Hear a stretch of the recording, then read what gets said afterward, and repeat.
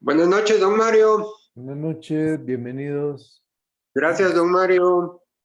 Buenas noches, don Mario. Bienvenidos aquí a la Buenas noches, orden. don Mario. Buenas noches, don Mario. A la orden. Buenas noches a todos. Bienvenidos. Buenas noches.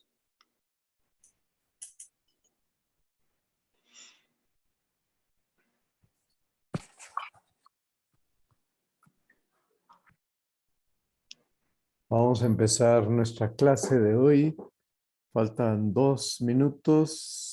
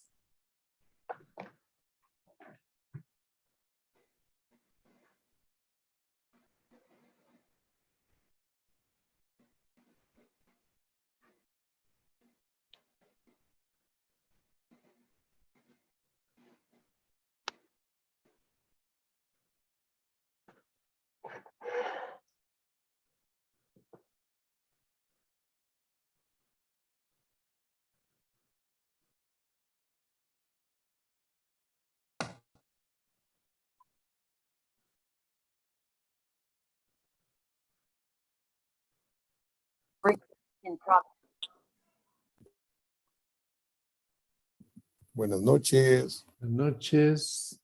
Dios Buenas te salve noches. María, llena eres de gracia, el Señor es contigo.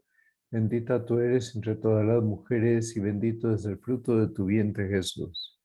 Santa María. Santa María, Madre de Dios, Ruega por por nosotros nosotros pecadores, ahora y en la hora ahora y en la hora de nuestra muerte. Amén. Gloria al Padre y al Hijo y al Espíritu Santo. como era en el principio, ahora y siempre, por los siglos de los Por siglos. los Amén. siglos. Amén. San Gabriel, Ruega por Ruega nosotros. por nosotros. San Pablo. Ruega por Ruega por nosotros. Muy bien, el tema de hoy es la clase número 12. Vamos a hablar del misterio de Pentecostés y la Iglesia de Cristo. Y hablar de este tema, pues nos va a tomar 2 sesiones. Tengo preparadas 89 diapositivas, de modo que lo vamos a dividir en 2 partes. Esta primera parte que espero dedicarle media hora y la parte siguiente la semana próxima, si Dios lo permite. Bien, entonces el Espíritu Santo es don del Padre y del Hijo y ha sido enviado gratuitamente a habitar en nuestros corazones, como dice San Pablo en Gálatas 4:6. Ahí dice que el Espíritu Santo ha sido derramado en nuestros corazones. Bien, vino para quedarse para siempre. De modo que Jesús es Dios con nosotros y el Espíritu Santo es Dios en nosotros. La tarea del Espíritu Santo en nuestra alma es la tarea de configurarnos con Cristo, sacar de nosotros la imagen de Cristo. Por tanto, todas las gracias y dones proceden del Espíritu Santo. Y el mayor de los dones es la vida eterna, gozar de la vida eterna junto con el Padre y el Espíritu Santo. Y es en el Espíritu Santo en el que tenemos acceso a Dios Padre por el Hijo. Bien, Jesús se refirió al Espíritu Santo como el Espíritu de la verdad. Cuando venga el Espíritu de la verdad, Él os enseñará, os recordará todas las cosas. De manera que Jesús anuncia que la verdad completa nos la va a recordar el Espíritu Santo cuando descendiendo sobre nosotros nos capacite para recibir y retener esa verdad. Y su tarea es guiar y mantener a la iglesia en la verdad. La primera manifestación solemne del Espíritu Santo tiene lugar en Pentecostés. En el credo decimos del Espíritu Santo que es Señor y dador de vida. La palabra Señor viene del latín dominus, el que ejerce el dominio, el señorío. Y es un señorío de amor, pero luego es vivificante, dador de vida, porque nos da la vida divina. Y por eso, pues, Él, que es Dios con el Padre y con el Hijo, y que recibe la misma adoración que el Padre y que el Hijo, tiene una misión específica: dominio de amor, dador de vida, va poco a poco infundiéndonos la vida divina. Bien, por obra del Espíritu Santo, el Hijo de Dios tomó carne en las entrañas purísimas de María, por obra del Espíritu Santo. Bueno, entonces, ¿esto qué significa? Que la tarea del Espíritu Santo y la tarea del Hijo, la misión del Hijo y la misión del Espíritu Santo son concomitantes, son simultáneas. Por eso, cuando en Isaías 11:1 se dice, pues habitará sobre él el Espíritu del Señor, entonces se está hablando de los 7 dones del Espíritu Santo. Pero en Isaías 62, que es el texto que Jesús leyó en la sinagoga de su pueblo, dice así: el Espíritu del Señor está sobre mí. Me ha enviado para anunciar el Evangelio, la buena nueva a los pobres, para liberar a los oprimidos, etcétera, etcétera. Por tanto, está diciendo que su acción y la del Espíritu Santo son simultáneas. Y cuando María pregunta, ¿y cómo será esto porque yo no conozco varón? La explicación de San Gabriel Arcángel es así: el Espíritu Santo descenderá sobre ti, la virtud del Altísimo te cubrirá con su sombra, y el Hijo que de ti nacerá será llamado Hijo de Dios. Bueno, entonces, resulta que Jesucristo revela al Espíritu Santo con sus enseñanzas, y de este modo se cumple la promesa que se había hecho a los patriarcas y que está citada en Lucas 4, versículos 18 y siguientes. En Juan 20, 22 y 23, Jesús resucitado, el domingo de resurrección, aparece a los discípulos, sopla sobre ellos y les dice: reciban al Espíritu Santo. A quienes les perdonen los pecados, les quedarán perdonados. A quienes se los retengan, les quedarán retenidos. Bueno, entonces habla de retener y de perdonar. Está instituyendo el sacramento de la confesión y está diciendo que el Espíritu Santo es un soplo, ¿verdad? Un don infundido a través de ese soplo del Hijo, por voluntad del Hijo y del Padre. Por tanto, pues el modo gráfico de infundir al Espíritu Santo soplando sobre ellos es un modo de ilustrar que ahora tienen una novedad dentro. Como he dicho antes, las dos misiones son inseparables, desde el principio y hasta el fin de los tiempos. Por eso, cuando Dios envía a su Hijo, envía también al Espíritu Santo, que es el que se encarga de unirnos a Cristo en la fe, para que podamos, como hijos adoptivos, llamar Padre a Dios. El texto es de Romanos 8:15. En Gálatas 4:4 se dice: para que recibamos la adopción de los hijos de Dios. Entonces, por medio de los sacramentos, Cristo comunica el Espíritu Santo a los miembros de su cuerpo. Por eso los sacramentos son fuentes de vida. las 7 fuentes de vida que tiene el cristiano. Y por medio de los sacramentos, Cristo nos ofrece la gracia de Dios que da frutos de vida nueva.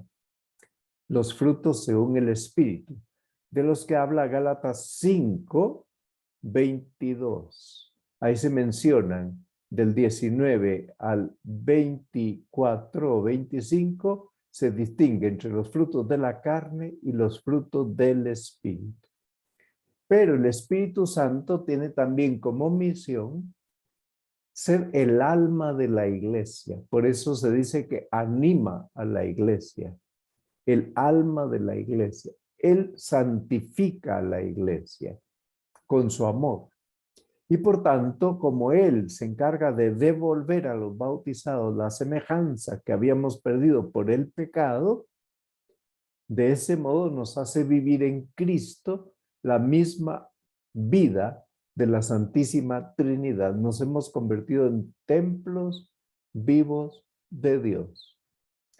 Y envía a sus discípulos a dar testimonio de la verdad que Él les ha predicado. Los organiza en sus funciones para que todos den el fruto del Espíritu. Esos frutos que menciona en Gálatas 5:22.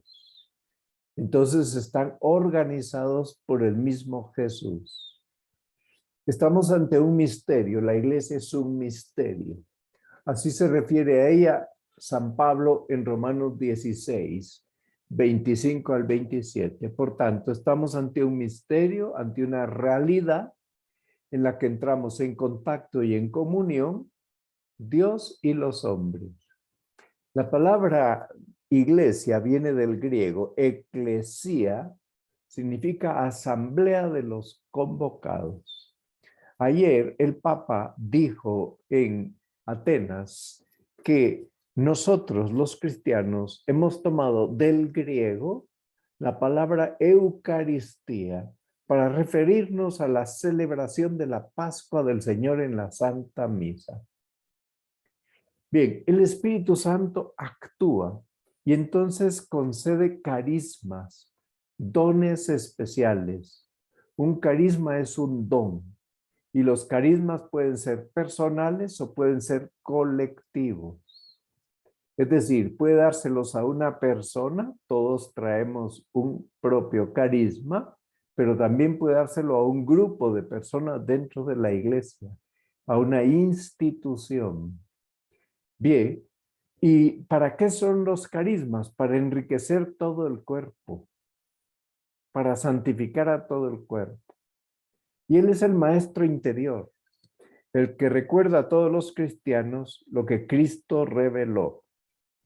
Por eso Jesús lo presenta como la memoria de Dios. Él os recordará todo lo que os he enseñado. Y se lo dice en la última cena. Bien, en virtud de esta íntima comunicación que tenemos unos con otros, podemos participar de una vida divina propia de los bautizados, común a todos. Estamos comunicados en los bienes espirituales, de modo que la salud de unos influye en la salud espiritual de otros y la enfermedad espiritual de unos repercute negativamente en la salud del resto del cuerpo. A eso se le llama la comunión de los santos. Bien, los fieles somos miembros del cuerpo místico de Cristo, del cuerpo místico de Cristo. Por tanto, somos, místico quiere decir misterioso, instrumentos de Cristo y del Espíritu Santo y del Padre para obrar en el mundo. Por eso no hay nada indiferente en lo que hace un cristiano. Y resulta que la iglesia es una. La iglesia fundada por Cristo, su primera nota característica es la unidad. Motivo, tiene su origen y su modelo en la Santísima Trinidad. Y la Santísima Trinidad es un solo Dios verdadero en 3 personas distintas. Pero además, Cristo vino a restablecer la unidad de todos en un solo cuerpo. Dice San Pablo que derribó el muro de la enemistad. De manera que ya no hay judíos y gentiles, hombres y mujeres, en el sentido de que no estamos separados, estamos unidos en la sangre de Cristo. La unidad de todos en un solo cuerpo, porque el Espíritu Santo es el que se encarga de unir a los fieles con la cabeza que es Cristo. La iglesia sin el Espíritu Santo sería un cadáver. Si podemos profesar una misma fe en los 4 puntos cardinales y celebrar los mismos sacramentos y estar unidos en una misma jerarquía, en una esperanza común y en la misma caridad, es por obra del Espíritu Santo que nos une con la cabeza que es Cristo. Pero además de ser una, la iglesia es santa, porque Dios es santo y Dios es el autor de la iglesia. Y Cristo se entrega por ella para santificarla. Por ellos me santifico a mí mismo, dice. Y la hace santificante porque cuando el Espíritu Santo entra en el alma de una criatura, santifica, vivifica a esa criatura con el amor. Por tanto, cuando uno peca, entristece al Espíritu Santo. ¿Eso qué quiere decir? Que uno se opone a la acción del amor que deriva siempre en alegría. El cristianismo es alegría. Bien, la iglesia es santa, está llamada a la santidad, tiene la plenitud de los medios salvíficos, los entrega a todos. Y la santidad es la vocación de cada uno de sus miembros. Y es el fin de todo lo que la iglesia hace. Por eso la iglesia no va a hacer nada que no esté orientado a la santidad de sus fieles. Pero es santa también porque cuando se pone en práctica su doctrina, da frutos de santidad. Y su santidad es fuente de santificación de sus hijos. Es cierto que en esta tierra nos reconocemos pecadores, necesitados de conversión. El domingo, ayer, se nos hablaba de la conversión y de la purificación. Pero es santa, además, debido a la santidad alcanzada por los que ya están en el cielo. Y ahí de modo eminente, después de Cristo, está la Santísima Virgen María. Y los santos que son modelos e intercesores. Bueno, es católica. La palabra católico viene del griego, católicos, quiere decir universal. Y cuando Jesús les da poder de atar, es en toda la tierra. Todo lo que atares en la tierra, a ti te daré las llaves del reino de los cielos. Solo a él le dice eso. Todo lo que tú, Pedro, ates en la tierra quedará atado en el cielo. Y todo lo que desates en la tierra quedará desatado en el cielo. Entonces, atar y desatar. La iglesia conserva y administra todos los medios de salvación dados por Cristo. No hay un solo medio de salvación que la iglesia haya puesto en sordina, diciendo ya pasó de moda. La misión de la iglesia abarca todo el género humano, por eso es católica. Y ha recibido esta misión de transmitir íntegramente todo el tesoro de la salvación. Por eso la iglesia es depositaria, tiene el depósito de la fe, pero no puede cambiarlo. Lo tiene que transmitir y lo tiene que interpretar.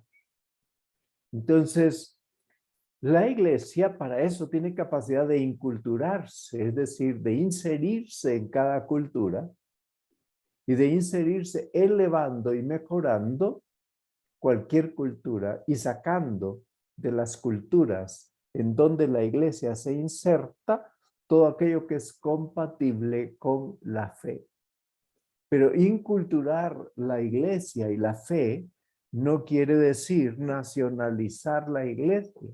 No, quiere decir tomar los elementos de la cultura local que son compatibles con la fe, ¿m?, para expresar la fe. Los que son incompatibles sencillamente no los toma. Pero además es apostólica, porque Cristo edificó la iglesia sobre los apóstoles. Y los 12 apóstoles vienen a sustituir a las 12 tribus de Israel. Entonces los apóstoles fueron escogidos entre los testigos de la resurrección y son el fundamento de la iglesia. El Apocalipsis habla de las 12 puertas, de las 12 puertas, de las 12 tribus, de los 12 apóstoles del Cordero. Entonces la iglesia, con asistencia del Espíritu Santo, enseña la verdad revelada por Dios, la custodia y la transmite. A todo eso le llamamos el depósito de la fe. Esta expresión no es común entre los hermanos separados. Ellos no saben qué es el depósito de la fe. Entonces es apostólica por su estructura, porque los apóstoles la instruyen, la santifican y la gobiernan hasta la vuelta de Cristo. ¿Y cómo es eso? Porque los apóstoles tienen sucesores, que son los obispos, que están en comunión con el sucesor de Pedro. De ahí la gran responsabilidad de los apóstoles de mantener la comunión con el sucesor de Pedro. Es apostólica, esto significa que hay un profundo vínculo con los 12 apóstoles. Se estudia entonces cómo cada obispo actual está concatenado con alguno de los 12 apóstoles. Y por eso es que la iglesia vela siempre para que la imposición de las manos sobre los nuevos obispos sea hecha al menos por 3 obispos. Y solo puede ser nombrado, puede ser consagrado obispo el que ha sido nombrado por el Papa. Y el nombramiento viene a través de una bula. Y la bula llega a través de la nunciatura, es decir, son los cauces oficiales. Bueno, una bula es un documento pontificio que en este caso trae consigo un nombramiento para fulanito de tal, te he nombrado a ti obispo de tal circunscripción o de tal organización personal, porque la jurisdicción en la iglesia no es solo territorial, también es personal. Jesús llamó a los que quiso para 2 cosas, para que estuvieran con él, dice San Marcos, y para enviarlos a predicar. Bien, entonces, esto es lo que yo les propongo que piensen. Esta es la primera parte de esta clase. La iglesia no deja de buscar fórmulas para atraer a los jóvenes. Necesitamos siempre una iglesia joven. Entonces los jóvenes reclaman nuevas formas, pero la pregunta es, ¿ustedes tienen miedo de que en este proceso se pueda descafeinar la exigencia cristiana? Muy bien, voy a quitar las diapositivas para poder cerrar esta primera parte y podamos dialogar sobre las dudas que ustedes tengan.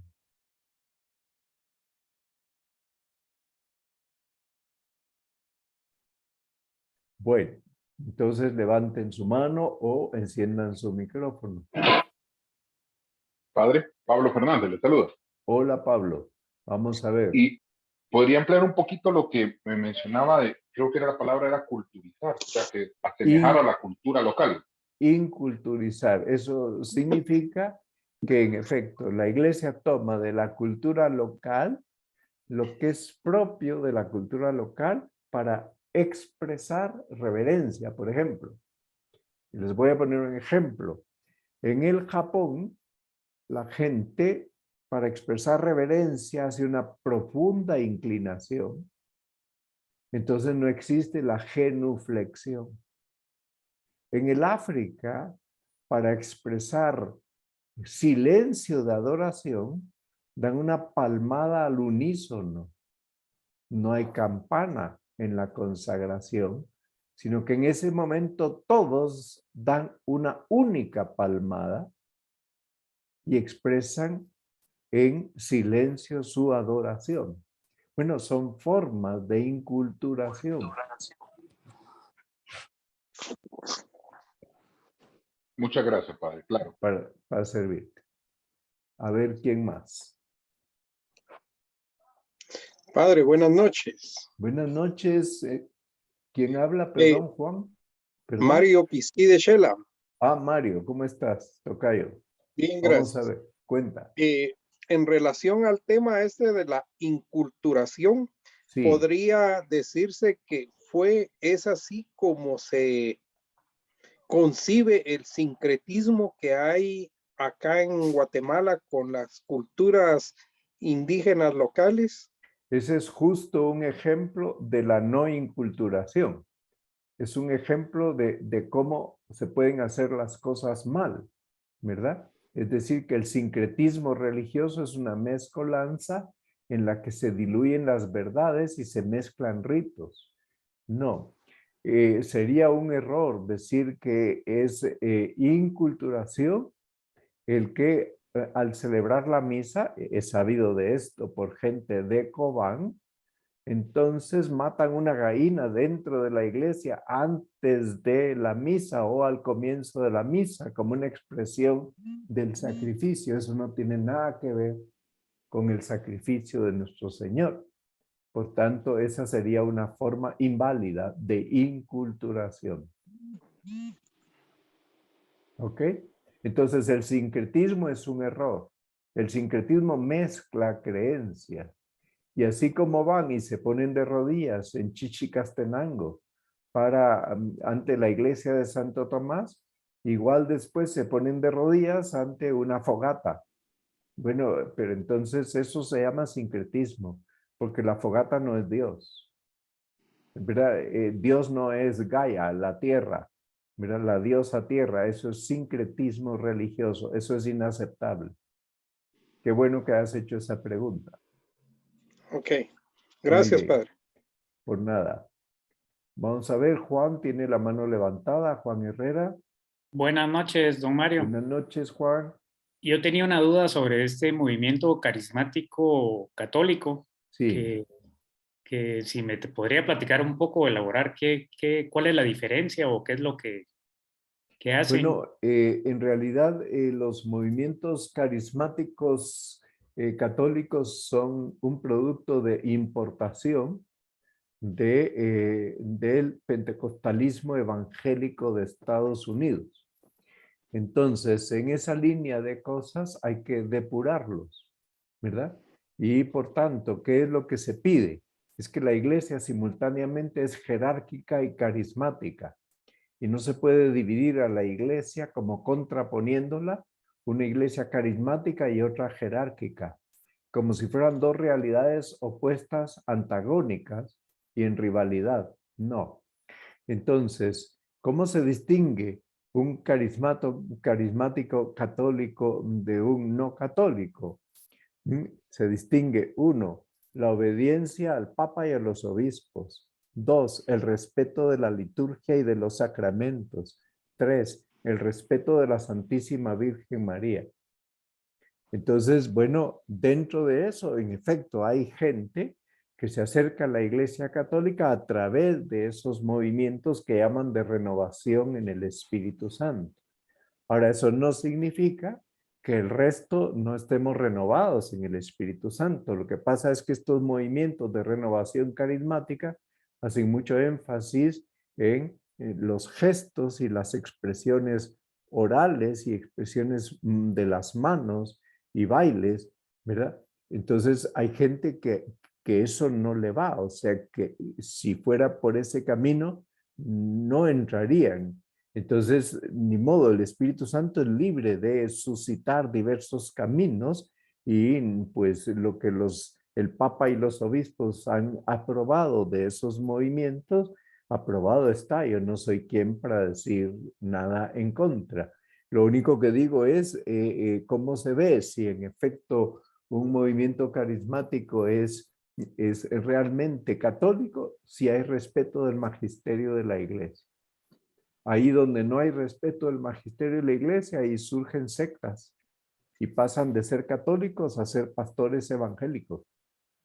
Sé de un caso aquí en el país de unas personas que participaban en una comunidad carismática en la que un personaje, un médico en concreto, dijo a otros, el Espíritu Santo me ha dicho que tengo que abandonar la Iglesia Católica y fundar otra institución. Eso no lo va a decir el Espíritu Santo. Y él fundó lo que llaman Casa Josué. Bueno, pues abandonó la unidad. Y todo lo que es ir contra la unidad no es del Espíritu Santo. ¿Ok? Muchas gracias, don Mario. Muy bien. Armando, buenas tardes. Muy buenas noches, padre. Buenas noches. Una pregunta, ¿me podría usted explicar qué papel juega el secularismo en la Iglesia Católica? Bueno, una cosa es la secularidad y otra cosa el secularismo.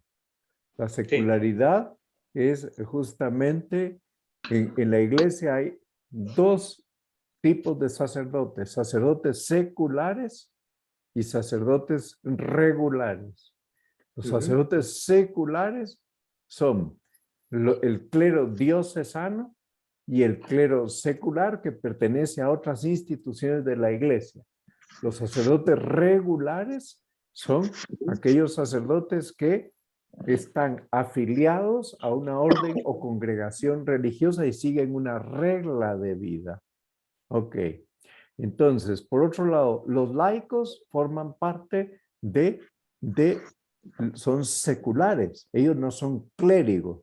Por tanto, lo propio de los laicos es transformar todas las realidades humanas, transformarlas e inyectarles el Espíritu de Cristo, que no significa echar agua bendita con un hisopo, sino que significa transformar la mentalidad, transformar las estructuras temporales y que haya más justicia. Entonces, el secularismo es echar a Dios de la vida pública. Es decir, muy bien, tú eres católico, magnífico que seas católico, pero no queremos ver nada en la vida pública, fuera, todo en el interior de tu conciencia. Eso es muy dañino, eso es lo que está pasando en España. ¿Ok? Muy bien. Adelante. Bien, y en muchos países de Europa, sí. Aquí, gracias a Dios, pues sigue habiendo un enorme respeto por la religiosidad popular. Sí, porque ahora dice que ya no son las feliz Navidad, sino felices fiestas. Sí, felices fiestas de fin de año, ¿verdad? Para ya no, es una para no caer en santa... exclusiones. Sí, pero eso es parte del secularismo, ¿ok? Claro. Leonel, buenas noches. Gracias. Por nada, Armando. Buenas noches, don Mario. Buenas noches. El Papa hablaba ahora en Grecia, y lo ha dicho muchas veces anteriormente, que debemos de buscar la unidad. Sí. Y se lo está hablando a los ortodoxos, a los Sí. griegos ortodoxos, que son igual que nosotros. Ellos son lo más parecido a nosotros que existe. Correcto. Ahora, la pregunta es, porque pienso que la gente actúa de buena voluntad. Sí. Pero ¿por qué gente buena de buena voluntad se confunde y se pierde y salen tantas sectas y tantas cosas? Por ¿Es el ignorancia. mal que actúa en ellas? No, es ignorancia religiosa. No conocen el catecismo. El catecismo es la exposición sistemática de la Biblia. Un católico ignorante fácilmente termina siendo protestante por ignorancia. Y luego por el factor sentimental. Porque no es que se vayan de mala fe, muchas veces se van porque se sienten más motivados por la prédica de un pastor. Sí, pero es que en la iglesia no hay solo prédica. Lo más importante en la iglesia es la liturgia del sacrificio. Y la liturgia de la palabra está encaminada a preparar la liturgia del sacrificio. ¿Ok? Gracias, don Mario. Muy bien. Bueno, pues entonces, si no hay ninguna otra pregunta. Yo tengo una, don Mario. Sí, perdón. Buenas noches. Sí, ¿quién habla? Perdón, que no. Mario Mancilla, don Mario. Tocayo. Sí, Tocayo. dime. Sí. En la Trinidad, diríamos que el Espíritu Santo es el verbo, el sujeto actor. Le No. pregunto esto porque, digamos, bueno, yo lo he hecho en múltiples ocasiones, en situaciones que uno tiene críticas y uno implora al Espíritu Santo. Sí. ¿Verdad? Yo me acuerdo que desde chiquito, uno cuando tenía problemas, siempre acudía, Espíritu Santo, ven, Sí. ilumina mi entendimiento. ¿Verdad? Así es, así es. Buena Entonces, costumbre. y Él es el santificador. Él es pero el que también es actor. ilumina, santificador. El Espíritu Santo es el santificador. Jesucristo es el redentor. El Verbo es el redentor. Y el Padre se le atribuye la creación. La repitas eso, por favor. O sea, al Padre se le atribuye, para nuestro modo de entender, la creación. Al Hijo, Correcto. el Verbo, se le atribuye la redención. Y al Espíritu Santo se le atribuye la santificación. Obviamente esas tres obras son de todo Dios, pero para nuestro modo de entender, hacemos esa separación porque el modo de entender de un ser humano es articulado. No podemos Entonces está entender. equivocado mi criterio, pero a O mí me sea, ha funcionado. que no, el criterio de invocar al Espíritu Santo es buenísimo. O sea que eso, felicitaciones y que sigas con ello. Gracias. Mire, y Bueno, muy ad hoc a lo que estábamos platicando hace un ratito, del